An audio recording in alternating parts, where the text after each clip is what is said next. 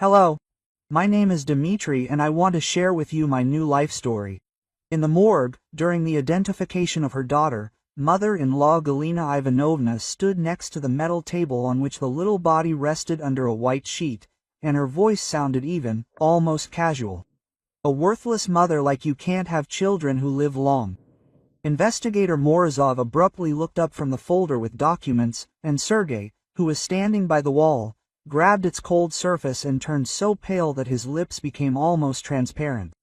At that moment, 5-year-old Kolya pulled Anna by the hem of her black coat with his little fingers and quietly asked, "Can I tell Uncle the policeman that Grandma mixed something into their porridge every morning?"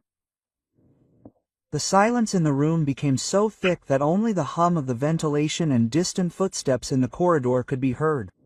Anna felt the ground slipping out from under her feet, and the blood pounding in her temples. She looked at her son, at his serious brown eyes, in which there was no childish cunning or invention, only a sincere willingness to help adults understand what was happening. Investigator Morozov slowly put the folder on the next table and squatted down in front of the boy, trying to speak as softly as possible. "Kolya, do you want to tell me something about Grandma?" The man was an experienced investigator. He had been working with children for many years, but even his trained face betrayed the internal tension. He understood that children's words could radically change the course of the case, which so far looked like a tragic accident or a medical error. Galina Ivanovna turned sharply to her grandson, and her face distorted with rage. "Kolya, shut up immediately, don't make up stupid things." Her voice trembled with anger, but other notes were also heard in it. Fear, panic, despair. The woman instinctively took a step towards the boy, but the investigator gently but firmly shielded the child with his body. Sergei was still standing by the wall, as if rooted to it, and watched what was happening with wide-open eyes. His world was collapsing before his eyes. The usual ideas about family, about his mother, about his wife were mixed up in his mind into a painful tangle. He opened and closed his mouth, trying to say something, but the words wouldn't come. Kolya didn't pay attention to his grandmother's scream and continued calmly, as he had told us at home about the events in kindergarten. "Every morning, Grandma poured white powder from a small jar into our oatmeal. She said that these were special vitamins for growth, so that we would become strong like Dad, and she made us eat the whole plate to the very bottom, even if we didn't want to." Anna listened to her son and felt something turning over inside her. The memories of the last few weeks suddenly took on a completely different meaning, as if someone had turned on a bright light in a dark room. She remembered how Masha would frown at breakfast, complaining about the strange, bitter taste of her porridge. The girl increasingly refused to eat in the mornings, saying that her stomach hurt. Galina Ivanovna invariably insisted that the child was simply being capricious. "You must eat to be healthy," the mother-in-law would say sternly, standing over her granddaughter with a spoon in her hand. "And if you don't listen, you'll remain weak and sickly for the rest of your life." Anna then tried to stand up for her daughter, offering to cook something else, but Galina Ivanovna always answered the same thing. "I raised 3 children, and they all grew up healthy, and you only spoil them." The last days before her illness, Masha completely stopped having breakfast at home, preferring to eat at school. Anna remembered how the girl secretly came up to her in the kitchen and whispered, "Mom, can I have sandwiches for breakfast like other children?" The porridge had become somehow disgusting. It made me sick. But Galina Ivanovna overheard the conversation and gave a whole lecture about how modern mothers do not know how to feed their children properly, and then the children suffer from illnesses all their lives. The investigator carefully wrote down every word Kolya said, asking clarifying questions from time to time. "How long did Grandma add this powder to your food?" The boy thought about it, reading his fingers. "A very long time, probably the whole winter. At first just a little, and then more." Masha said that the porridge made her mouth bitter, but Grandma scolded us if we did not finish it. Galina Ivanovna rushed around the small morgue like a cornered animal. "It was all fiction. A sick child, he does not understand what he is saying." Her voice became more and more hysterical. "I loved these children more than life itself. I only wanted good. Anna is turning him against me, and she has always hated me." The investigator stood up and took out his phone.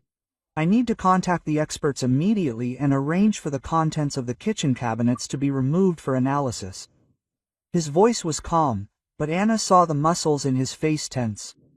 It would also be necessary to conduct additional studies of the deceased's biological materials. Anna stood next to her son and stroked his head, trying to comprehend what was happening. All this time, she blamed herself for her daughter's death. She thought that she had not looked after her, had not called a doctor in time, had believed her mother-in-law instead of her maternal instinct. And now it turned out that Masha was slowly being poisoned, and she, Anna, could not prevent anything. Kolya continued his story, not understanding the full weight of his words. "And Grandma also said that if we tell Mom or Dad about the vitamins, they will run out, and we will not grow up big. She said that this is our secret with Masha." The boy looked at his mother with his trusting eyes. "Mom, I told you the right thing. Now Uncle will help Masha." Anna's heart was breaking with the knowledge that her son would have to learn the truth, that his sister would never come home again, would never play hide and seek with him or read him bedtime stories. And that the person he thought was a loving grandmother was in fact the cause of this tragedy. The investigator was already on the phone with his colleagues, organizing urgent investigative actions. There was professional concentration in his voice, but Anna noticed how he occasionally glanced at the small body under the sheet. Even for an experienced law enforcement officer, cases involving children were always especially difficult. Galina Ivanovna suddenly fell silent and sat down on a chair in the corner of the room. Her face turned gray, her eyes dimmed, and she sat staring blankly at the floor. Perhaps she had finally realized what had happened, or she simply realized the futility of further resistance. Sergei slowly approached his mother, but stopped a few steps away, not daring to either console her or condemn her. The results of the examination came in 3 days. Researcher Morozov personally came to Anna's home to report them. A high concentration of rat poison was found in Masha's blood and tissue, enough to cause acute poisoning and death. Anna listened to his words, sitting on the sofa in the living room, and felt her arms and legs go numb.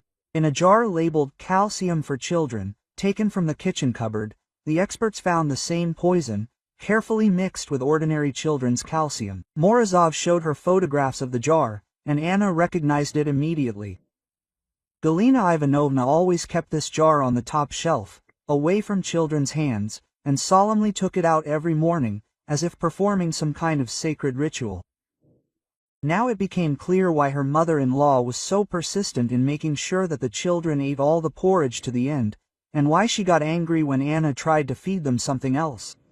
The arrest took place that same day, around 6 p.m., when the whole family had gathered at home. Anna heard the doorbell ring and voices on the landing, but she didn't immediately understand what was happening. Kolya was playing with a construction set in the nursery. Sergei was watching TV, and Galina Ivanovna was cooking dinner in the kitchen, as if nothing had changed.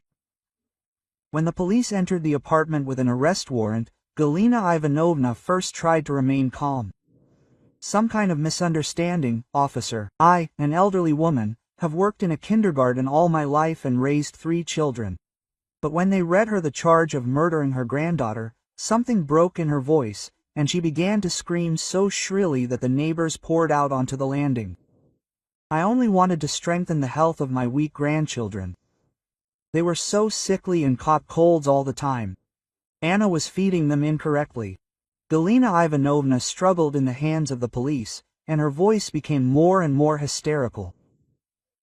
"I had read in medical journals that small doses of certain substances could strengthen the immune system. I wanted them to be strong." Sergei stood in the middle of the hallway and watched as his mother was handcuffed. His face was white as chalk, his lips were trembling, and he tried several times to say something, but the sounds were stuck in his throat. "Mom, is it true?" he finally blurted out, but Galina Ivanovna no longer heard his questions, continuing to scream about her innocence and love for her grandchildren. Kolya heard the screams and ran out of the nursery, but at the sight of strangers in uniform and his crying grandmother, he became frightened and hid under the dining table. The boy curled up into a ball, hugged his knees with his arms and trembled all over, watching what was happening with wide-open eyes. Anna wanted to go to him, but her legs wouldn't obey, and she could only stand by the wall and watch as the last thing left of their family collapsed. I loved them more than anyone, more than their own mother. Galina Ivanovna was already screaming in the hallway when they were leading her out of the apartment. I wanted them to be strong, healthy, not so weak. Anna only spoiled them, they would have grown up good for nothing. Her voice echoed throughout the entrance, and Anna saw through the window how a crowd of curious neighbors was gathering below. After the door closed behind the arrested woman, a dead silence hung in the apartment. Sergei slowly walked into the kitchen and sat down at the table, on which the children's plates with the remains of yesterday's dinner were still standing. He picked up the plate car with the bunnies drawn on it and began to cry, at first quietly, then louder and more desperately. I didn't know, I swear to you, Anna, I didn't know. He spoke without raising his head, and the tears fell right into the plate. I thought she was just a strict old-school grandmother.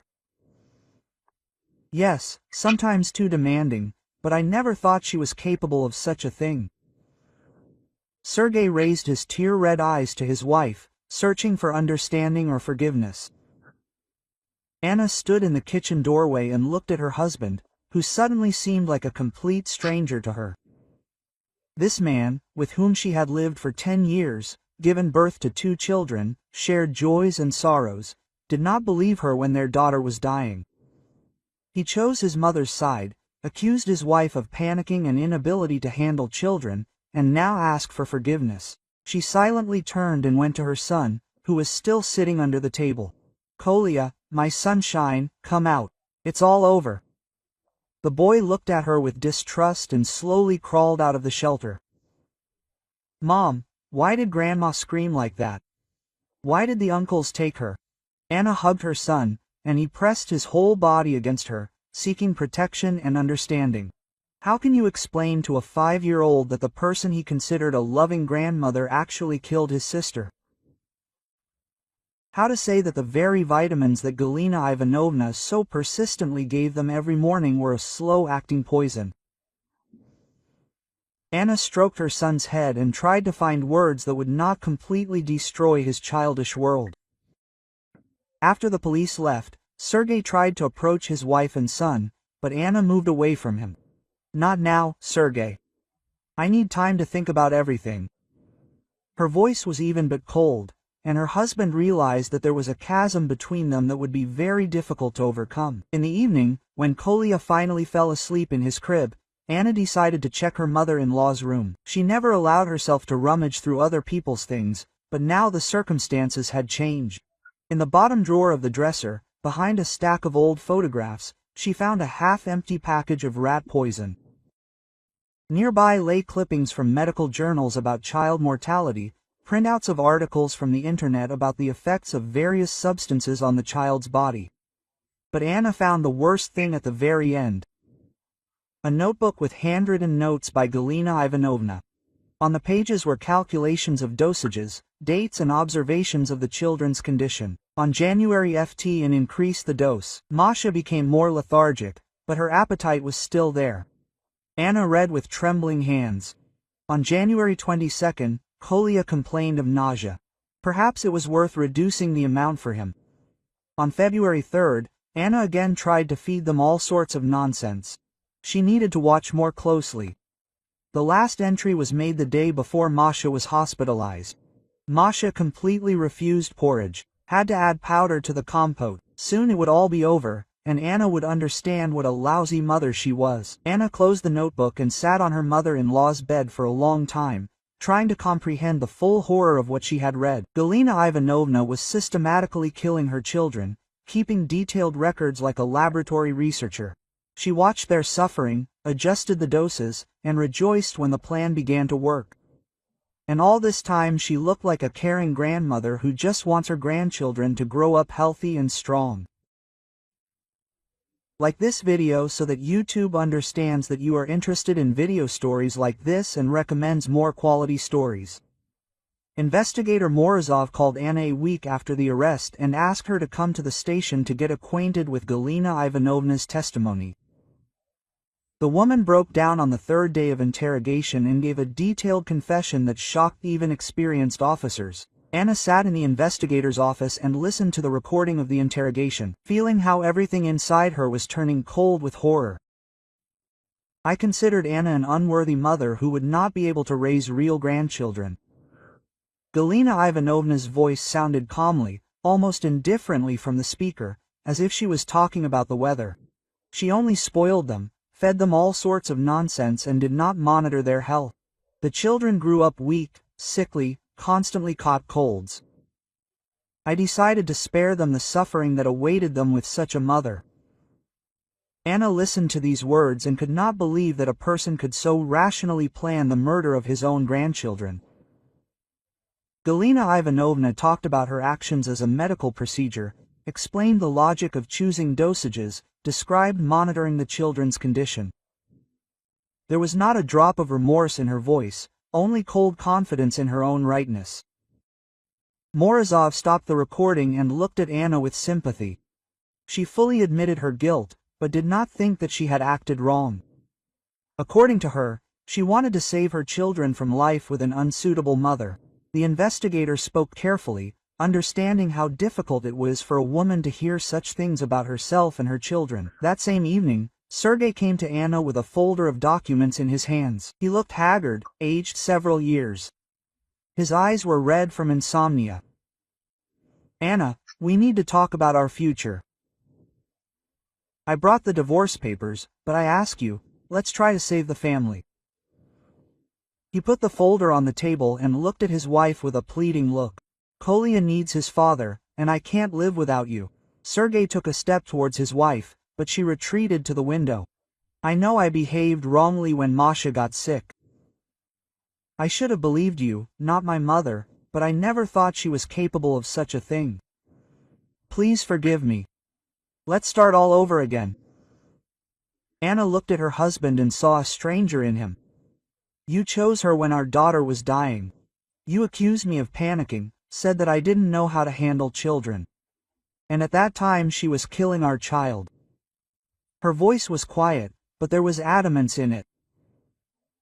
"I cannot forgive you for not believing me at the most terrible moment of our lives." Sergei tried to object, but Anna raised her hand, stopping him. "Take your things and leave. Kolya will see you whenever he wants, but it's over between us." She opened the door and stood there waiting for him to gather his things. Her husband walked slowly into the bedroom, and soon the sounds of opening cabinets and rustling bags could be heard.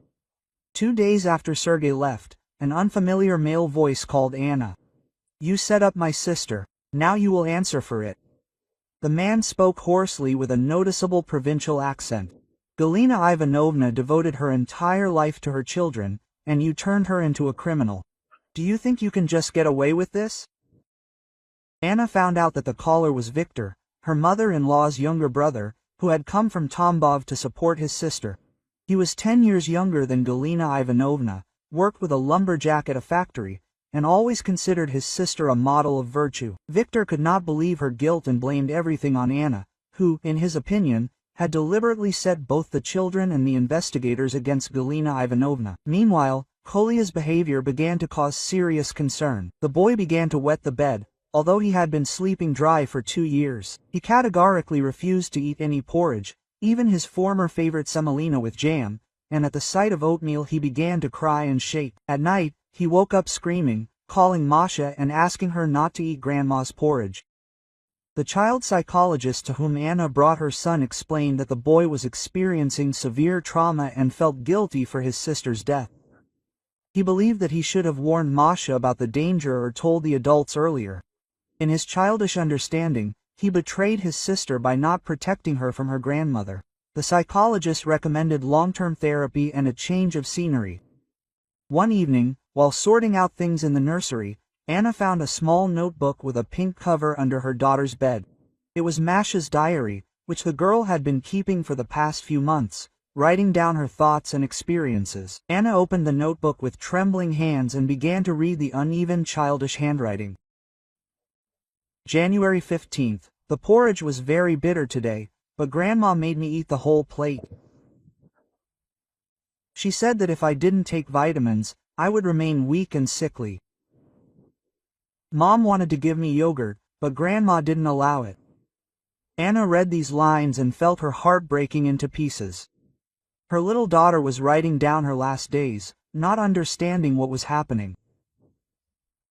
January 28th. My stomach has been hurting for 3 days now, but Grandma says that the vitamins are working, making me strong like Dad. Kolia also complains of nausea, but we have to endure it. Grandma said that if we tell Mom, the vitamins will run out, and we won't grow up big and healthy. Masha trusted her grandmother, believed her words and endured the pain, thinking that it was for her own good. The last entry was made on the day the girl died. February 5th. I feel very bad. Everything is spinning. I feel nauseous. Grandma gave her a double portion of vitamins and said that today was a special day. She wanted to sleep, but she needed to be strong. Mom was worried, but Grandma knew better. She was an adult. Anna closed the diary and cried for a long time, holding it to her chest. A few days later, Victor called again, and this time his threats were more specific. I know where you live, where your son goes to kindergarten. Retract your testimony against Galina. Say that you made it all up, or you will regret it. You only have one child left. Think carefully, do you want to lose him too? Anna recorded the conversation on her phone and immediately contacted the police. Morozov took the threats seriously and offered Anna to take her family under his protection. Viktor Petrov has been in the city for several days now, renting a room in the private sector not far from your house. We have put him under surveillance, but he has not yet taken any active steps. The investigator recommended that Anna not leave her son alone for the time being and avoid his usual routes. Meanwhile, Kolia was becoming more and more withdrawn and fearful. He was afraid to leave the house, refused to play with other children, and constantly asked if his grandmother would come for him. The boy did not understand what was happening to the family, why his father no longer lived with them, and where his sister was. Anna tried to explain what was happening to him in an accessible form, but how could she tell a child that his grandmother was a murderer? One morning, Anna found an unsigned note under the door. The last warning. Retract your testimony or your son will repeat his sister's fate. We have the keys to your apartment. The woman immediately called a locksmith and changed the locks, and also installed additional bolts and an alarm. She understood that Victor was not joking and was ready to do anything to protect her only remaining child. Victor appeared near the kindergarten on Tuesday morning when Anna was picking up Kolia from school. A man of average height in a shabby jacket stood by the fence and smoked, carefully watching the children and parents leaving. Anna immediately felt his gaze on her, but tried not to show her concern, took her son by the hand and headed to the bus stop. Victor slowly followed behind, keeping a few meters away. When they turned into a deserted alley between houses, the man quickened his pace and caught up with them. Refuse to testify against Galina or your son will repeat his sister's fate. He grabbed Anna's hand with an iron grip, and she smelled tobacco and alcohol from his clothes. Victor was drunk, his eyes were bloodshot, and poorly restrained aggression was visible in them. Kolia, frightened, pressed himself against his mother and began to cry quietly. My sister devoted her entire life to children, worked in a kindergarten, raised 3 children of her own. Victor spoke hoarsely, squeezing Anna's hand ever tighter, and you turned her into a murderer, set her up for prosecution. Do you think I will let you ruin the life of the only person close to me? Anna tried to pull her hand away, but the man held her tightly, and red marks had already appeared on her wrist. Let me go or I'll scream. Anna tried to speak calmly, although her heart was pounding like crazy. There was no one around, and she understood that Victor could do anything. The man grinned and leaned closer to her face. Scream, no one will hear you here. And your little son had better keep quiet if he doesn't want to be left an orphan. Kolia's sobbing grew louder, and this seemed to sober Victor. He let go of Anna's hand and took a step back, but continued to look at her menacingly. You have 3 days to think about it. Refuse to testify and say that you made it all up, or you'll regret it. I know where you live, I know where you work. You can't hide from me." He turned and quickly walked away, leaving Anna and Kolya alone in the empty alley. That same day, Anna contacted a specialized company and installed hidden surveillance cameras in the apartment. A technician explained to her how to use the system and showed her how to view recordings through applications on her phone.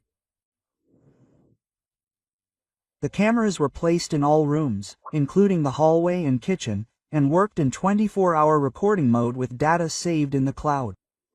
Investigator Morozov listened to the story of the meeting with Victor and promised to strengthen the protection. "We will take your family under surveillance, but I strongly recommend that you do not leave the house unless absolutely necessary. Viktor Petrov has a criminal record for hooliganism and assault. He is quite capable of violence." Morozov gave Anna a special phone with an emergency call button and explained that the police would be there within 5 minutes after the signal. Meanwhile, Sergei began his own game, which Anna did not yet suspect. He met Galina Ivanovna's lawyer in a cafe on the outskirts of the city, choosing a place away from friends and neighbors. The lawyer, a middle-aged woman with cold eyes, listened carefully to his proposal.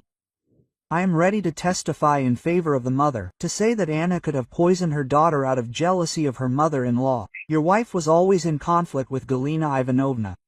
All the neighbors know this." The lawyer made notes in a notebook, thinking over the possibilities of defense. "We can build a version that Anna mixed the poison into the food herself, and then blamed her mother-in-law.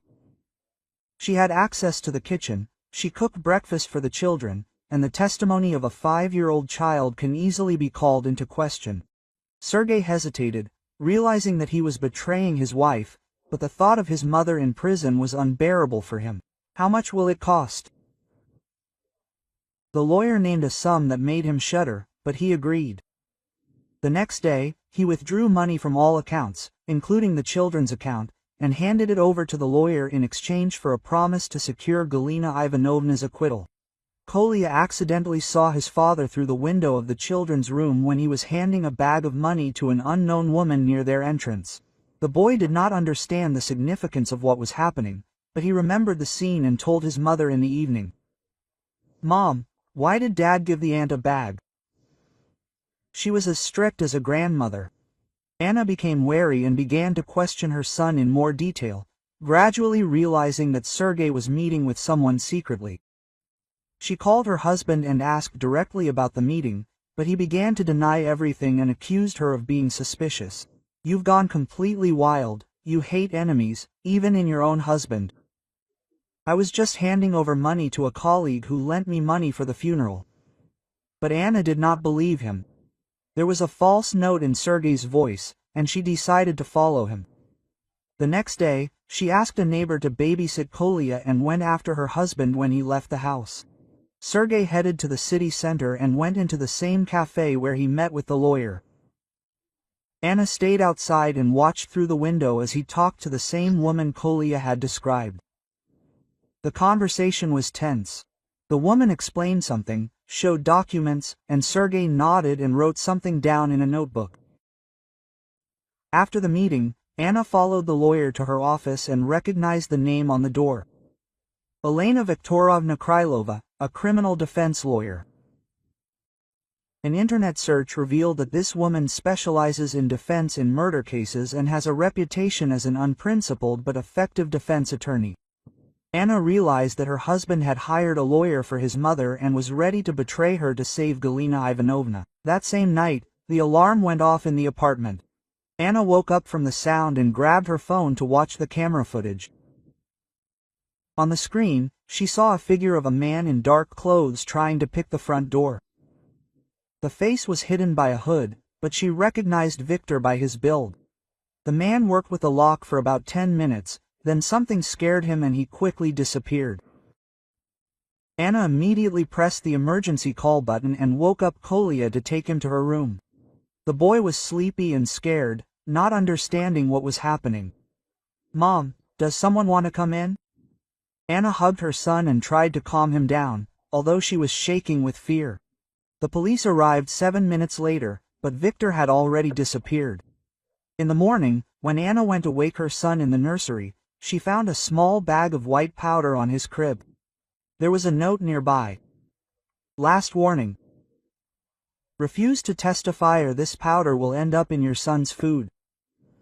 Anna grabbed the bag with trembling hands and realized that Victor had finally gotten into the apartment, perhaps through the balcony or the window. She immediately called the police and investigator Morozov, handing them a bag and a note. An examination would later show that the bag contained the same rat poison that Galina Ivanovna had used. Victor did not just threaten, he was ready to repeat his sister's crime and kill Kolya if Anna did not recant her testimony. Kolya woke up and saw police officers in the room, who were examining his crib and photographing evidence. The boy began to cry and ask if his grandmother would come to pick him up from prison. Mom and Uncle wanted to give me vitamins, like Grandma. Anna realized that her son had seen Victor in the room, but mistook him for someone who wanted to help, as Galina Ivanovna had done before. Morozov organized round-the-clock security for the apartment and promised to detain Victor in the near future. We have his images from cameras, fingerprints on the note, and now an attempt to poison a child. This is enough for an arrest and serious charges, but I insist that you and your son temporarily move to a safe place. Anna refused to leave her home, but agreed to increased security. She understood that fleeing would mean Victor's victory and, possibly, Galina Ivanovna's release. The woman was ready to fight to the end for justice and the memory of her daughter, even if it meant risking the life of her remaining son. But now she knew that enemies were surrounding her on all sides, including her own husband. If you like this story, subscribe to the channel so you don't miss new videos. Victor was detained the next morning near a grocery store 2 blocks from Anna's house. The man offered no resistance, as if expecting arrest, and even looked relieved when they put handcuffs on him. During the search, a bunch of keys were found in his pockets, among which were duplicates for the old locks of the Petrovs' apartment, and another bag of rat food.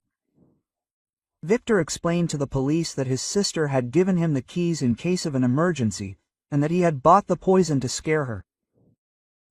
Investigator Morozov interrogated Victor in the presence of a lawyer, but the man was frank and did not try to deny the obvious. I wanted to make her recant her testimony against Galina. My sister is not a murderer, she just wanted to help the children be healthy. Victor spoke with the conviction of a man who sincerely believes that he is right. Anna turned everyone against her, and now Galina is sitting in prison as a criminal. Meanwhile, lawyer Elena Krylova received an unexpected call from Anna. The woman introduced herself as Sergei Petrov's wife and said that she had recordings of conversations that might interest the lawyer. Krylova agreed to meet halfway, not suspecting a catch, and came to the appointed cafe. Anna was waiting for her with a dictaphone and a folder of documents, ready for a decisive conversation. Your client Sergei Petrov offered you money for false testimony against me. Anna turned on the recording, in which her husband's voice could be clearly heard discussing the details of the perjury with the lawyer. I have all your conversations, including the one where you plan to accuse me of killing my own daughter. Krylova turned pale, realizing that she had fallen into a trap. The lawyer tried to deny the obvious, but Anna continued to play the recordings in which Krylova discussed the details of the false version of the prosecution with Sergei. What do you want from me? Krylova finally asked, realizing the futility of denial. Anna calmly replied that she wanted justice and was ready to hand over the recordings to the prosecutor's office if the lawyer did not refuse to defend Galina Ivanovna. The next day, Krylova filed a statement of refusal of the defense, citing a conflict of interest. Galina Ivanovna was assigned another lawyer, but there was almost no time to prepare a new defense. The trial was scheduled for the following week, and the prosecution had irrefutable evidence of the defendant's guilt.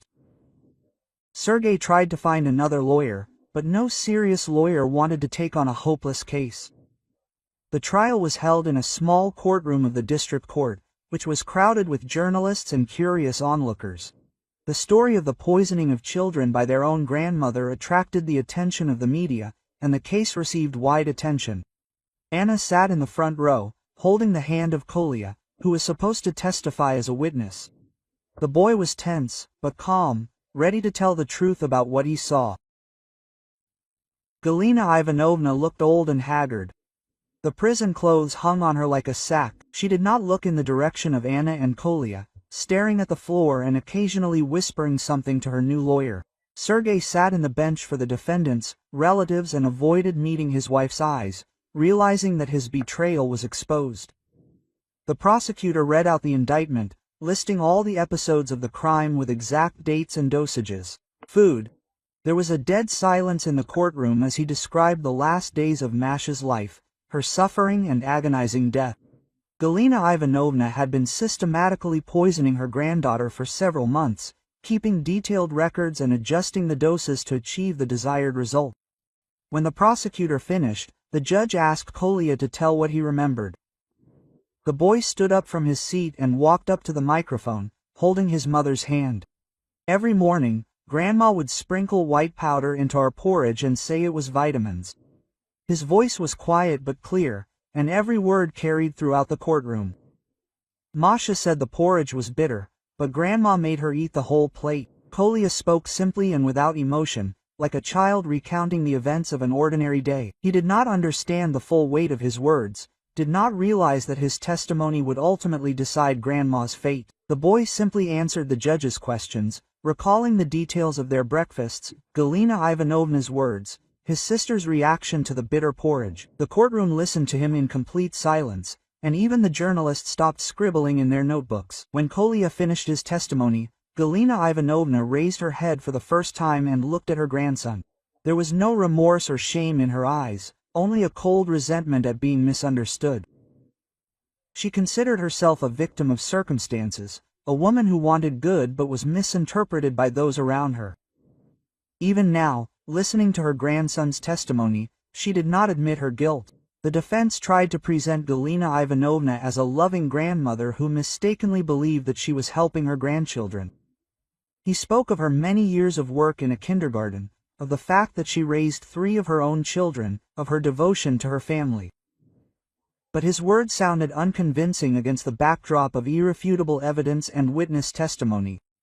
Sergei was called as a witness, but his testimony only made matters worse. Under pressure from the prosecutor, he confessed to attempting to give false testimony and to trying to bribe the lawyer. The man sobbed on the witness stand, asking his wife and son for forgiveness, but it was too late. His betrayal became public knowledge, and the court decided to deprive him of parental rights. The verdict was announced in a crowded courtroom, where there were not enough seats for everyone. Galina Ivanovna was found guilty of murdering her granddaughter and sentenced to 15 years in prison. Viktor received 3 years for threats and attempted poisoning of a child. Sergei was deprived of parental rights and given a suspended sentence for perjury and attempted bribery. After the verdict was announced, Anna felt not relief, but a strange emptiness. Justice had prevailed, but it did not return her daughter or restore the broken family. Kolya held her hand tightly, and she understood that now they only had each other. A new life awaited them, which had to be built from scratch. 6 months later, Anna sold the apartment and moved with her son to another city, away from painful memories and curious glances. Kolya went to a new school, where no one knew him as the boy from that terrible story that was discussed in all the media. The teachers treated him with special attention, knowing about the tragedy he had experienced, but tried not to single him out from the other children. On the first day at the new school, Kolya drew a picture of his family, which he brought home and solemnly presented to his mother. There were 3 figures on the sheet of paper: himself, his mother, and a girl with wings on a cloud. "This is our family, Mother. Masha is now an angel and is looking at us from the sky." Anna hugged her son and cried, realizing that he was finally beginning to cope with the trauma and accept what had happened. The new life was not easy, but every day brought small victories. Kolya stopped wetting the bed, started eating porridge, although he made friends at school with great caution. Anna got a job at the local library, where there was peace and quiet, so necessary for her to restore her mental balance. Gradually, the pain of loss became less acute, turning into a light sadness of the departed daughter. I recommend listening to these two stories that you see on the screen. I am sure that you will like them, and in the comments to this video, you will find a link to a selection of the best stories from all over the internet. Thank you for watching.